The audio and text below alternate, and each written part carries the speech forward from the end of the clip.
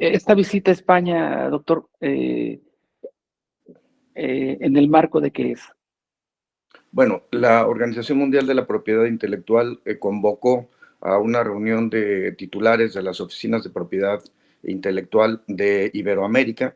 Participó España, Portugal y varios países de América Latina, incluyendo México, por supuesto. Estuvo presente también Costa Rica, estuvo presente El Salvador, estuvo presente Uruguay, Argentina. Y bueno, el objetivo era revisar los temas vinculados con la perspectiva de género en la aplicación de las reglas de propiedad intelectual, dado que es uno de los objetivos del desarrollo sostenible de la Organización de las Naciones Unidas y también de las políticas de Dan Tang, el actual director general de la OMPI y quien es el convocante a esta reunión. Acaba de ser reelecto. Dan Tang es de origen de Singapur, acaba de ser reelecto por 6 años más como director general y bueno, pues México participó en la aprobación de su reelección y bueno, pues hay una buena relación. De hecho, acaba de anunciar que va a visitar nuestro país, México, para el finales del mes de mayo de este año, con la finalidad de estrechar lazos y generar mayor colaboración, entre otros aspectos, con el Consejo Regulador del Tequila. Y bueno, en este marco de la reunión sobre pues, la perspectiva de género en la propiedad intelectual, pues México ha tenido grandes avances y fue lo que venimos a mencionar. Sin duda uno de ellos, lo de las indígenas de Amialco. Sí, sin duda. A ver, varios elementos interesantes. El primero es el porcentaje de mujeres que participan en la propiedad intelectual en nuestro país. Los datos de marcas de personas físicas nos dicen que el 67% son hombres contra 33% de mujeres. ¿Qué significa esto? Pues que son 2 de cada 3 marcas son propiedad de hombres y no de mujeres, y eso es algo que se tendría que cambiar. Eso, de alguna forma, es una deficiencia de infraestructura.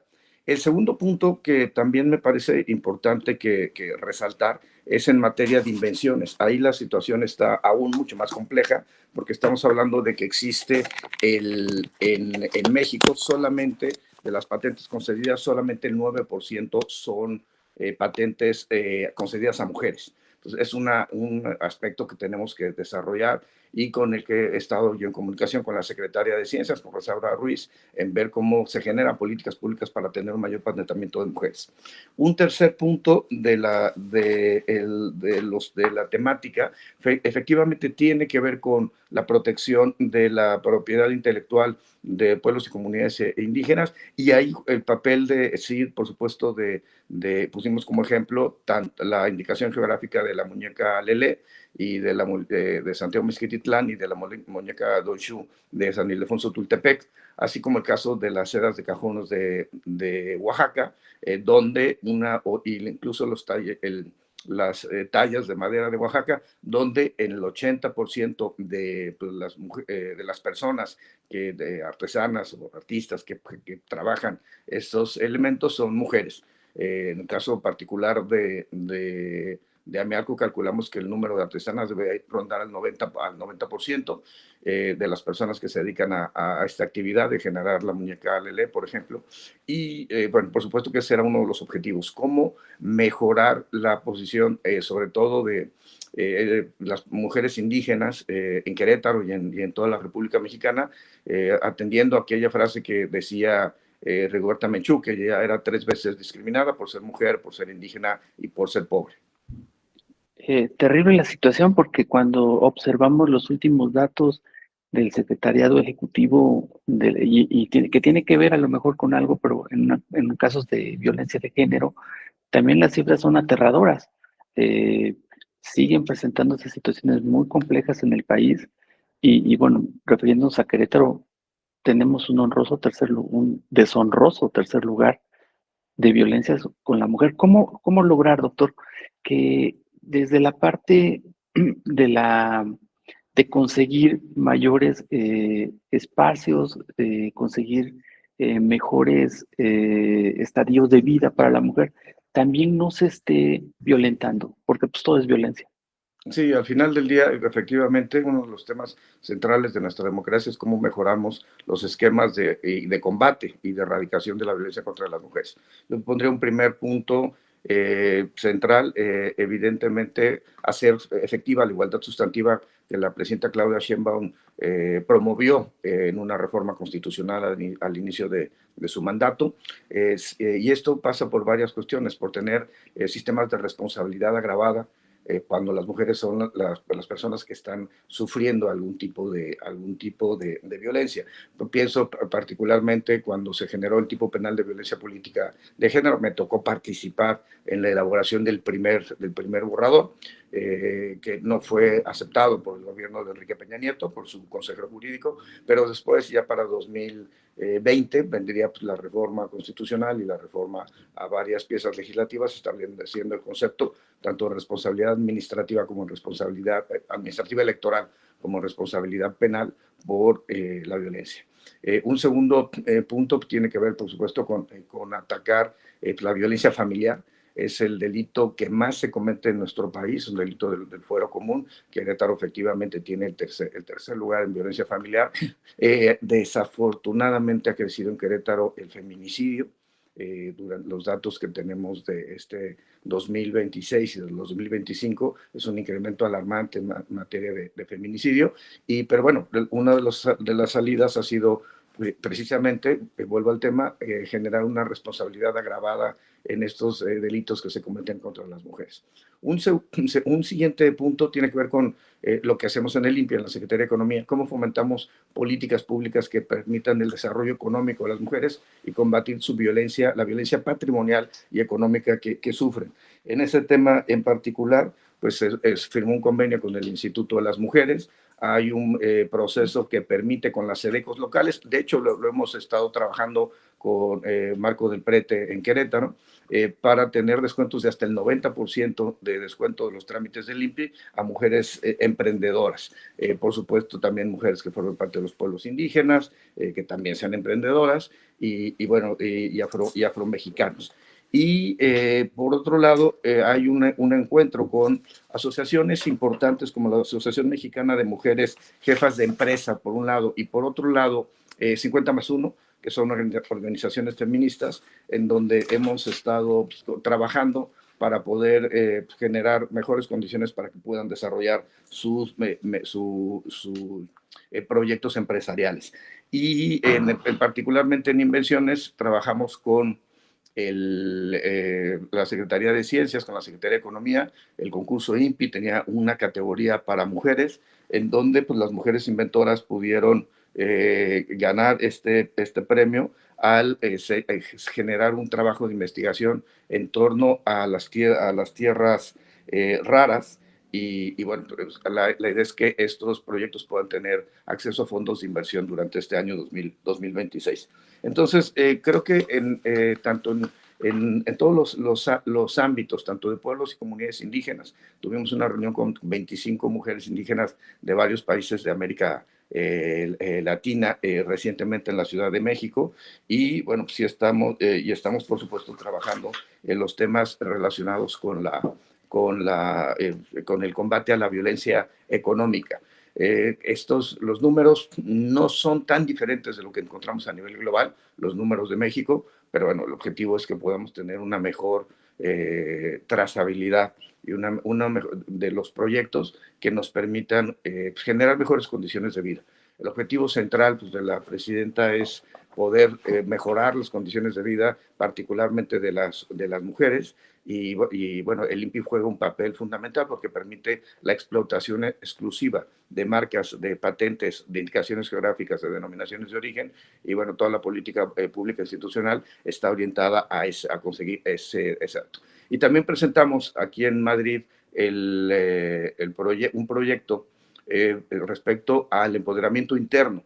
Y somos la institución de los 12 cargos directivos que tiene la institución, 3 somos hombres y 9 son mujeres, y esto también es un proceso de política pública para poder empoderar a las mujeres y que obtengan más experiencia y que permitan tener acceso a mejores cargos. Es una acción afirmativa que la idea es consolidarla en la próxima convocatoria que vamos a tener para ingreso de personas examinadoras, hombres y mujeres, con la idea de cumplir con el principio constitucional de paridad. Y ese es el objetivo, es la razón por la que estamos en Madrid. El día de mañana, por cierto, va a estar Marcelo Ebrard en Querétaro, va a tener algunos encuentros tanto públicos como privados, y bueno, no voy a poder yo acompañarlo precisamente por estar cumpliendo este compromiso con la Organización Mundial de la Propiedad Intelectual. ¿Se considera usted feminista, doctor? Sí, por supuesto, trabajé el protocolo para las primeras sentencias de género, entre las primeras sentencias de perspectiva de género en el Tribunal Electoral fueron las mías, relacionadas con pues, precisamente partidistas para que mujeres pudieran encabezar cargos de elección popular. Durante la época en donde el Tribunal Electoral hizo aquella sentencia famosa del caso Antijuanitas, trabajé el protocolo para atender la violencia política de género con el Tribunal Electoral, el Instituto Nacional Electoral, por cierto, la representante del Tribunal Electoral, Mari Carmen Alanis, mandó como su representante a la hoy consejera electoral Carla Humphrey, y trabajamos de manera coordinada estas acciones. Y bueno, tanto en la unidad de inteligencia financiera hice proyectos que permitieron detener a varios traficantes de personas, particularmente de mujeres.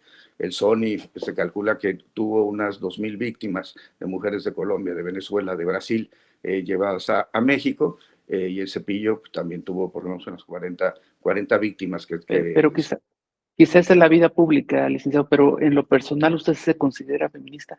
Sí, por supuesto.